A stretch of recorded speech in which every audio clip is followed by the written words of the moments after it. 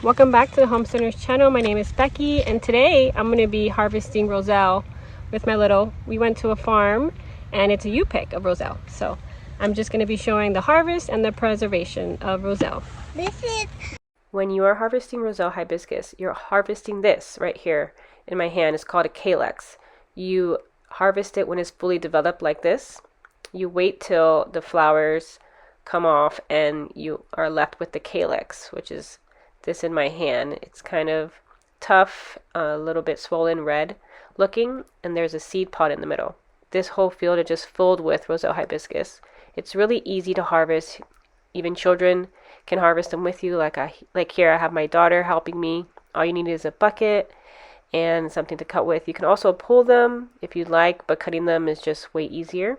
The calyx here in my hand is a great example of a fully matured calyx to harvest. Alright, I cut a branch off so you can see that this has a good amount, a good size plump. You can see the seed pod right in the middle. That's what you want, and you want everything to look nice and juicy and big. I cut it right there. Thanks, Mom. Put it. Yeah. That's blue. That for the gift of the fresh home goods. All right, we're gonna finish harvesting and fill up these buckets. Like a thing. Get it right there.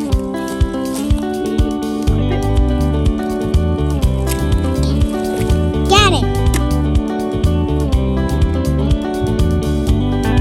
What if you can find some more bushes?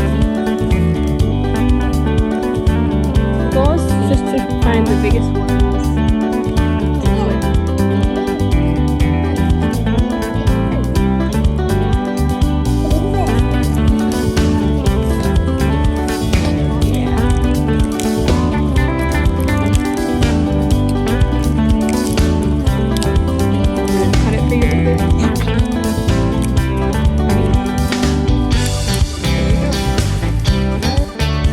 And we got 3 buckets that we are trying to fill.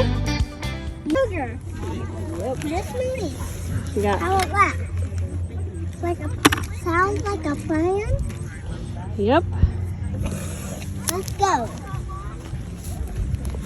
I did transfer all my hibiscus in this big bag. I have at least 12 to 15 pounds of Roselle hibiscus from that farm, and I'm really excited to process and show you how I do it. So let's start off by cutting them each individually. Here you see I have a calyx in my hand. You can do it in different ways. Like this way, you can peel off individually the leaves one by one. It's pretty easy to do.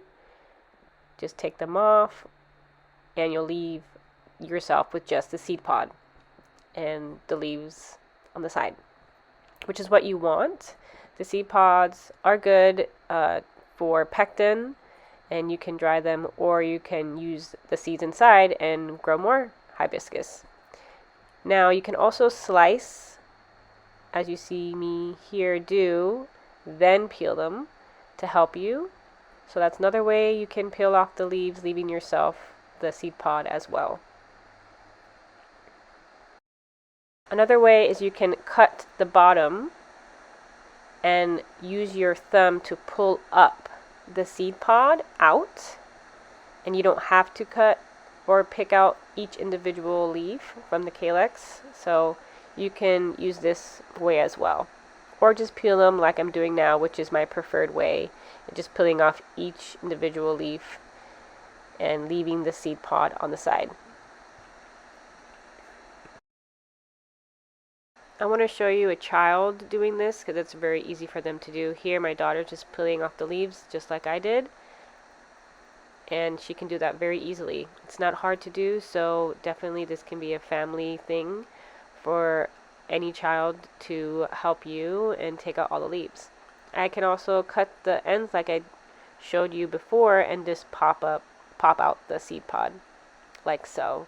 so she can also kind of pull them individually if she wants, and that's okay too, as long as we get that part of the calyx to preserve and make whatever we want with it.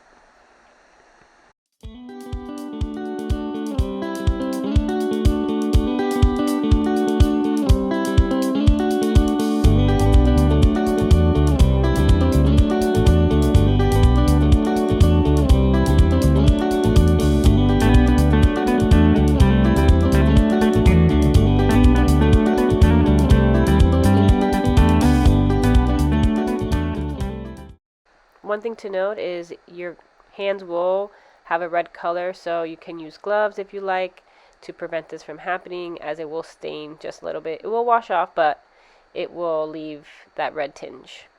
When it comes to the seed pod here, there are some that already had a dry seed pod, as you see here.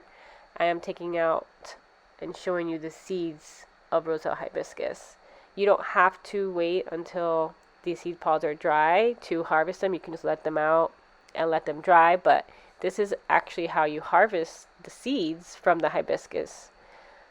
You just pull out the individual leaves and just shake out, or just try to take out all the seeds as much as you can. There is about 15 to 20 seeds in each pod, maybe even more, but you can get a good amount of seeds in just one seed pod from the calyx. And the seeds are just brown and they're tiny, not too big, not too small. Now after you harvest all your leaves, you want to take them and strain them in water, and make sure you wash them very well, as there can be a lot of bugs and sometimes spider webs inside the calyx. So I am here just washing everything as much as I can, using my fingers to get into the creases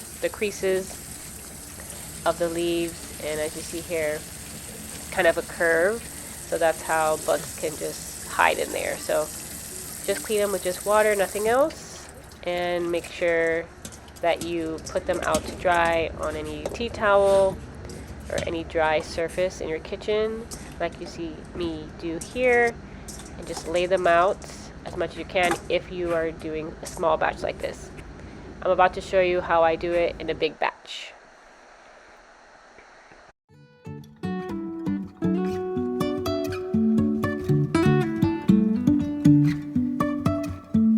Life is a winding road, no telling where it goes. Driving through days and nights, won't stop for traffic lights. And I really wanna know if I'll ever figure out where the road goes. Even if I'm falling down, I will keep on searching for my highs. Next, with all of my leaves, I put them on my dehydrator trays. You don't need anything fancy, just place them right on and spread them out as much as you can.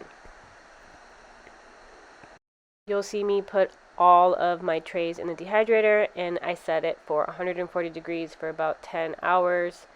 You can adjust if you need more time, just add an hour at a time, but as long as they get nice and dry. The finished product is a little bit shriveled. It will shrink in size, which is perfectly what we want. You want all the water out. You want something to break easily in your hand, like I have here. And you want to store them in a glass container or an airtight container, like I'm doing here. I put all of my Roselle hibiscus in mason jars, in glass mason jars, because it works perfectly and is airtight. Now when it comes to the Roselle hibiscus, like I said, you want it to be completely dry, so you can check them out and making sure everything looks a-okay and that they are nice and crispy, and you can break them really easily. I definitely recommend using glass jars and also labeling them and putting the date of when you preserve them. Well, I hope this video helped you learn how to harvest Roselle hibiscus and preserve them. Thank you for watching, and as always, stay well, friends. I'll see you in the next one.